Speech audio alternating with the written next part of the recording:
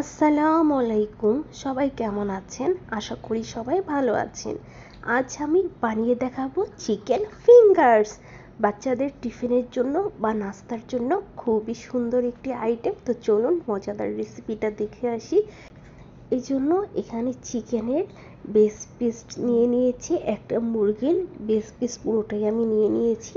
এখন চিকেনটাকে ঠিক এইভাবে লম্বা লম্বা করে আমি পাতলা পাতলা করে ফিঙ্গার কাটের মতো দিয়ে দিয়েছি, জাস্ট 3 ইঞ্চি পর্যন্ত লম্বা। এখন খুব ভালো করে চিকেনগুলোকে ধুয়ে পানি ঝরিয়ে নিয়েছি। এখন চিকেনটাকে ম্যারিনেট করে নিব। তার জন্য দিয়ে দিলাম হাফ টি স্পুন আদা ও রসুন বাটা, হাফ টি স্পুন থেকে সামান্য একটু বেশি। আর দিয়ে দিচ্ছি 1 চামচ সয়া সস, আর দিয়ে দিব হাফ টি স্পুন ভাজা জিরে গুঁড়া, আর হাফ টি স্পুন দারচিনি, এলাচি, জায়ফল, জয়িত্রী সব কিছু গুঁড়া করা হাফ টি স্পুন, আর সামান্য একটু লাল মরিচের গুঁড়ো। যেহেতু এটা বেবিদের জন্য বানাচ্ছি তার জন্য আর ঝাল দিচ্ছি না, কারণ ওরাই তো খাবে, শুধু শুধু ঝাল দিয়ে আর কি করব। এখন খুব ভালো করে মাংসটাকে মশলার সাথে মাখিয়ে রেখে দিতে হবে। 1 ঘন্টার জন্য ম্যারিনেট করে আমি এটাকে ফ্রিজে রেখে দিব। 1 ঘন্টা পর এখন আমি কি লাগবে এখানে নিয়েছি, হাফ কাপ ময়দা আর হাফ কাপ কর্নফ্লাওয়ার, দুইটাকে একসাথে করে মিশিয়ে নিয়েছি। আর হচ্ছে চিকেনগুলো এখানে 2টা ডিম লবণ দিয়ে একটু ফেটিয়ে নিয়েছি।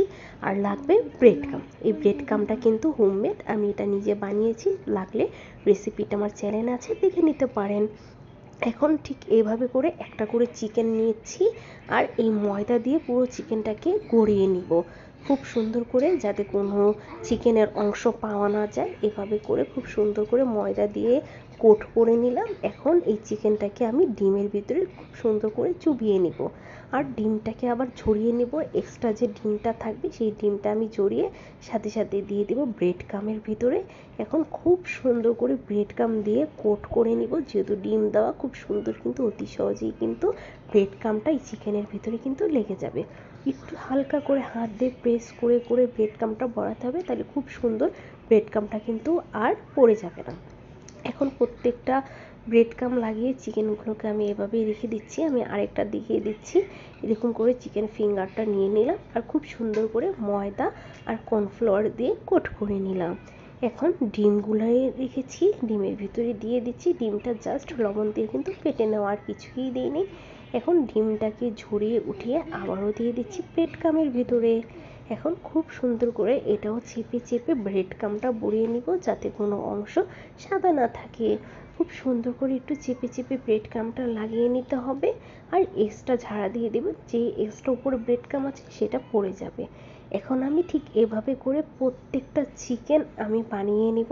সবগুলো কিন্তু আমি ঠিক একইভাবে করে নিয়েছি, ময়দাতে, ডিমের ভিতরে আর ব্রেড ক্রাম্বের ভিতরে। এখন কিছুটা আমি ভেজে নিব, আর কিছুটা আমি এভাবে ফ্রোজেন করে ফ্রিজে রেখে দিব। যখন আপনারা বেবিকে স্কুলে দিবেন টিফিনের জন্য, প্রায় 10 থেকে 15 মিনিট আগে বের করে ঠিক একইভাবে ভেজে দিবেন, বা সন্ধ্যার নাস্তা, বিকালের নাস্তা হিসেবে আপনারা বেবিদেরকে ভেজে ভেজে খাওয়াতে পারেন। এখন জাস্ট মিডিয়াম তেল দিয়ে দিলাম, হালকা একটু তেলটা গরম করে নিয়েই চিকেনগুলো দিয়ে দিচ্ছি। বেশি কিন্তু তেলটা গরম করতে যাবে না, যেহেতু ব্রেড ক্রাম্ব দেওয়া, সাথে সাথে কিন্তু ব্রেড ক্রাম্বটা পুড়ে যাবে, আর চিকেনটা তো কাঁচা। খুব আস্তে আস্তে করে ভাজতে হবে, যাতে চিকেনটা পুরোপুরি ভাজা হয়ে যায়। এই জন্য তেলটা হালকা একটু গরম করে প্রত্যেকটা ফিঙ্গার আমি এখন দিয়ে দিচ্ছি। সবগুলো চিকেন ফিঙ্গার আমি এখন তেলের ভিতরে দিয়ে দিলাম। এখন চুলার আঁচটা খুব মিডিয়ামে রেখে প্রায় 5 থেকে 7 মিনিট আমি এক সাইড ভেজে নিব। এক সাইড যখন হালকা হয়ে যাবে তখন আমি অপর সাইডটাও খুব সুন্দর করে প্রত্যেকটা চিকেন ফিঙ্গার উল্টিয়ে দেব। চিকেন ফিঙ্গারগুলো উল্টিয়ে দিয়ে এই সাইডটা আমি 5 থেকে 7 মিনিট ভেজে নেব। তারপর সবগুলো চিকেন আবারও উল্টিয়ে দিব। যে সাইডটা কম হয়েছে বা হালকা লাল কম হয়েছে সেই সাইডগুলো আমি এখন পুরোপুরি হালকা হালকা করে লাল করে ভেজে নেব। আপনারা আপনাদের পছন্দের মতো কালার করে কিন্তু ভেজে নিতে পারবেন। সবগুলো চিকেন ফিঙ্গার কিন্তু এখন খুব সুন্দর লাল হয়ে গেছে, দোনো সাইড সেমভাবে আমি ভেজে নিয়েছি। এখন সবগুলো চিকেন ফিঙ্গার আমি তুলে নিব। এরকম একটি তেল ঝরানো যুক্ত ছাঁকনি নিয়ে নিয়েছি। যতটুকু সম্ভব তেল ঝরিয়ে আমি চিকেন ফিঙ্গারগুলো একটি কিচেন টিস্যুর উপরে তুলে রাখবো। এখন সেমভাবে সেই তেলের ভিতরেই বাকি যে চিকেন ফিঙ্গারগুলো আরও নিয়েছি সেগুলো ভেজে নেব। এই চিকেন ফিঙ্গারগুলো কিন্তু আমার খুব সুন্দর ভাজা হয়ে গেছে। এখন এগুলোকেও আমি তেল জড়িয়ে সেমভাবে সবগুলোকে তুলে নিব।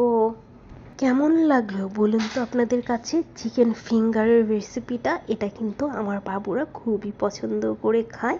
আপনারাও কিন্তু সেমভাবে বাচ্চাদেরকে বানিয়ে টিফিন হিসেবে দিতে পারেন, বা বাচ্চাদের নাস্তা হিসেবেও 2-3টা করে ভেজে ভেজে কিন্তু বাচ্চাদেরকে খাওয়াতে পারেন। আল্লাহ হাফেজ।